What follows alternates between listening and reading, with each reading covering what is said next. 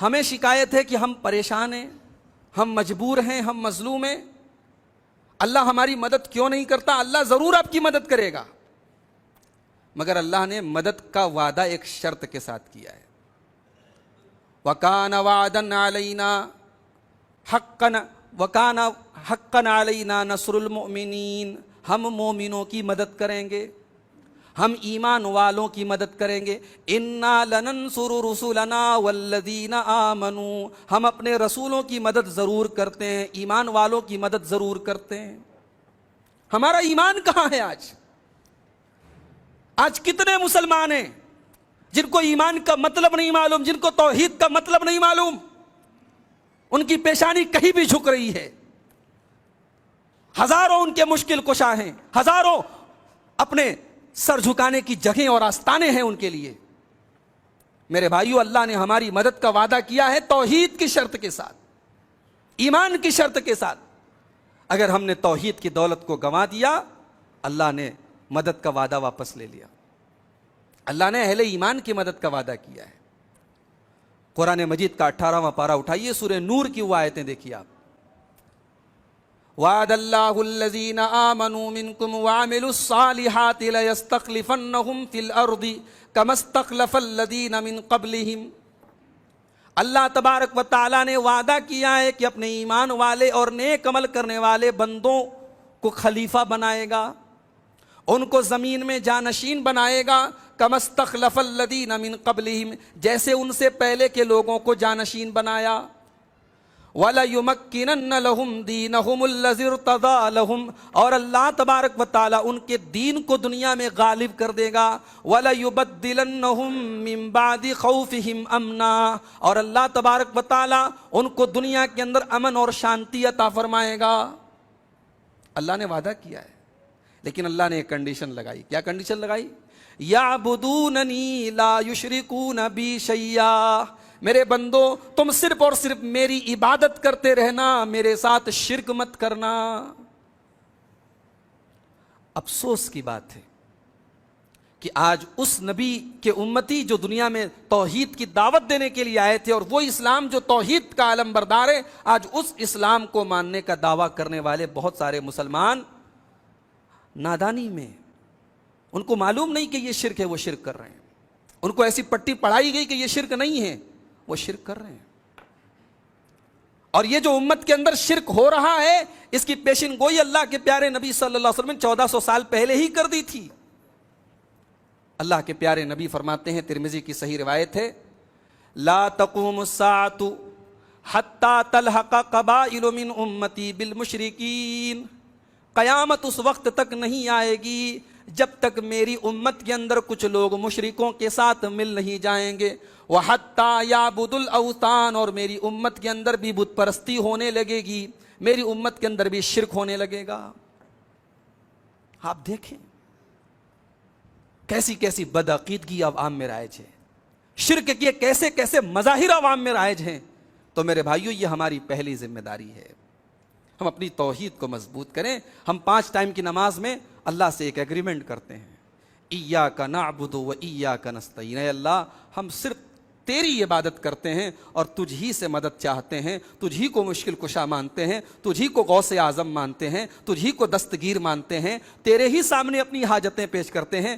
ہم نماز میں اگر یہ ایگریمنٹ کرتے ہیں اور نماز کے باہر مشکل کشا کسی اور کو مانتے ہیں، دستگیر کسی اور کو مانتے ہیں، غوث اعظم کسی اور کو مانتے ہیں، لال کالے پیلے دھاگوں کو اپنی قسمت کا مالک سمجھتے ہیں، اگر ہم یہ سارے کام کرتے ہیں تو میرے بھائی، اللہ نے مدد کا وعدہ اہل ایمان سے کیا ہے، اہل توحید سے کیا ہے، اہل شرک سے نہیں کیا ہے۔ سمجھ رہے ہیں آپ؟ تو یہ پہلی چیز ہے، بنیادی چیز، کہ اپنی توحید کو ہم مضبوط کریں۔ اگر ہم عوام کے درمیان دین کا کام کر رہے ہیں تو دین کے کام میں بھی شروعات توحید سے ہو۔ ہم دین کا کام کر رہے ہیں اور توحید پر بات نہیں کر رہے ہیں، عقیدے پر بات نہیں کر رہے ہیں۔ نہیں بھائی، عقیدے پر بات مت کرو، لوگ ناراض ہو جاتے، ہونے دو نا ناراض۔ اگر یہ ڈر ہے کہ لوگ ناراض ہو جائیں گے اور ہم ایمان پر بات نہ کریں، ہم توحید پر بات نہ کریں، ہم عقیدے پر بات نہ کریں، تو دنیا میں کبھی اسلام نہ پھیلتا۔ ہمارے نبی صلی اللہ علیہ وسلم صحابہ کو جب کہیں بھیجتے تھے تو کہتے تھے ان اول ما تدعوہم الیہ شہادۃ اللہ الہ الا اللہ، جاؤ پہلی دعوت جو تمہیں دینا ہے، پہلا پیغام جو تمہیں دینا ہے وہ لا الہ الا اللہ کا پیغام دینا ہے۔ تو دعوت کی بنیاد توحید پر ہوگی میرے بھائی۔ یہ عمارت ہے، یہ مسجد ہے، اس مسجد کو جب بنایا گیا تو پہلے اس کی بنیاد کو بنایا گیا۔ بنیاد کے بغیر عمارت نہیں کھڑی ہوتی ہے۔ ایک انسان نماز پڑھے، روزہ رکھے، زکوٰۃ دے، حج کرے، اس کا ایمان ٹھیک نہ ہو، اس کی توحید ٹھیک نہ ہو، سب بیکار ہے۔ میں بنارس سے آپ کے درمیان آیا ہوں۔ ہمارے بنارس میں پورے ہندوستان سے لوگ آتے ہیں، ہمارے غیر مسلم بھائی، اور آپ کو میں چل کے دکھا سکتا ہوں، وہ ننگے پیر آتے ہیں، اور ہمارے بنارس میں بہت بڑا ان کا عبادت خانہ ہے، وہاں آ کر کے وہ عبادت کرتے ہیں۔ ان کو لگتا ہے کہ یہی ہماری نجات کا راستہ ہے۔ ہمارے بنارس میں ایک ندی ہے، گنگا ندی، اس کو وہ لوگ معبود مانتے ہیں، گائے جیسے جانور کو معبود مانتے ہیں۔ میرے بھائی، ان لوگوں کو دیکھ کر کہ آپ کے دل میں کبھی یہ شکر کا جذبہ نہیں پیدا ہوا کہ اللہ نے ہم کو توحید پر بنایا؟ ورنہ ہم بھی کسی جانور کے آگے ہاتھ جوڑ رہے ہوتے، کسی اسٹیچو کے آگے سجدے کر رہے ہوتے، غیر اللہ کے آگے اپنا سر جھکا رہے ہوتے۔ اللہ نے کتنی بڑی ہمیں یہ نعمت دی، اللہ نے ہمیں توحید پر بنایا ہے۔ میرے بھائی، اس نعمت کی قدر کرو۔ یہ بڑے نصیب والے ہم کہ اللہ نے ہم کو توحید پر بنایا ہے، اور اللہ کی قسم اس نعمت کی قیمت تمہیں قیامت کے دن معلوم ہوگی۔ ایک مسلمان، ایک مومن اگر دنیا میں غریب بھی ہے، اس کے پاس پھوٹی کوڑی بھی نہیں ہے، مگر قیامت کے دن اللہ کی بارگاہ میں اگر وہ توحید لے کر کے آئے گا، وہ ایمان لے کر کے آئے گا، وہ کامیاب ہو جائے گا۔ اور دنیا کا ارب پتی، کھرب پتی، وہ قیامت کے دن اگر آیا، اس کے پاس سب کچھ ہے، لیکن اگر ایمان کی دولت نہیں ہے میرے بھائی، تو وہ ناکام ہو جائے گا۔ قرآن مجید کا 3 پارہ اٹھاؤ، 3 پارے کی آخری آیت، اللہ تبارک و تعالیٰ فرماتا ہے، ان الذین کفروا وماتوا وهم کفار فلن يقبل من احدهم ملء الارض ذهبا۔